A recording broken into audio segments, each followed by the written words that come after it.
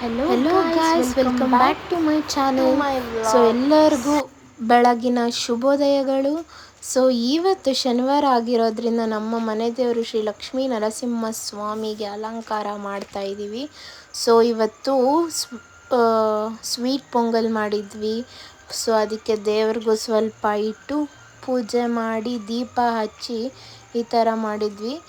ನಾವು ಯಾವಾಗೂ ಹೀಗೆ ಮಾಡೋದು, ಆದರೆ ಶನಿವಾರ ಅಂದರೆ ಸ್ವಲ್ಪ ಚೆನ್ನಾಗಿ ಪೂಜೆ ಮಾಡ್ತೀವಿ. ಯಾಕೆಂದರೆ ನಮ್ಮ ಮನೆ ದೇವರು ಲಕ್ಷ್ಮೀ ನರಸಿಂಹ ಸ್ವಾಮಿ ಆಗಿರೋದ್ರಿಂದ ಒಂದು ಹೂವಿನ ಹಾರ ಹಾಕಿ ಇನ್ನೂ ಜಾಸ್ತಿ ಆಗ್ತಾಯಿದ್ವಿ. ಇವತ್ತು ಸ್ವಲ್ಪ ಕಮ್ಮಿ ಆಗೋಗಿಬಿಟ್ಟಿದೆ. ಮತ್ತು ರಾಯರಿಗೆ ನಾವು ಡೈಲಿ ಹೀಗೆ ಮಾಡೋದು, ಪೂಜೆ ಆರತಿ ಹೀಗೆ ಮಾಡೋದು. ಸಾಂಬ್ರಾಣಿ ಕಡ್ಡಿಯಲ್ಲಿ ರಾಯರಿಗೆ ಮಾಡಲ್ಲ. ಸೊ ಮತ್ತೆ ಎಲ್ಲ ಆದಮೇಲೆ ಮಂಗಳಾರತಿ ಎಲ್ಲ ಆಯಿತು.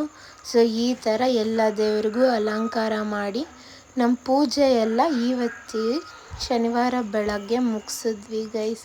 ಸೊ ಹೇಗಿದೆ ಅಂತ ಹೇಳಿ. ಇವಾಗ ಮನೆಯಲ್ಲಿ ಎಲ್ಲ ಪೂಜೆ ಆದಮೇಲೆ ಇವಾಗ ನಾನು ಮತ್ತು ನನ್ನ ತಂಗಿಬ್ರು ನಡ್ಕೊಂಡು ದೇವಸ್ಥಾನಕ್ಕೆ ಹೋಗ್ತಾಯಿದ್ದೀವಿ guys.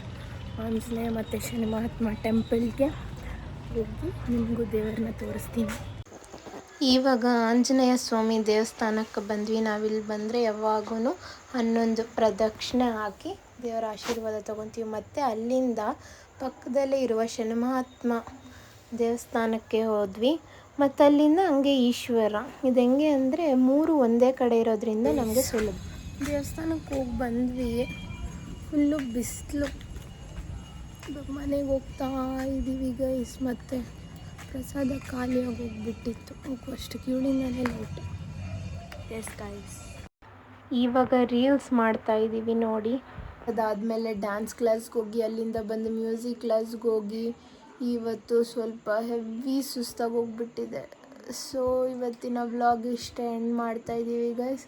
So bye, take care, good night. Like, share, subscribe ಮಾಡಿ, ಸಪೋರ್ಟ್ ಮಾಡಿ. Thank you, bye bye.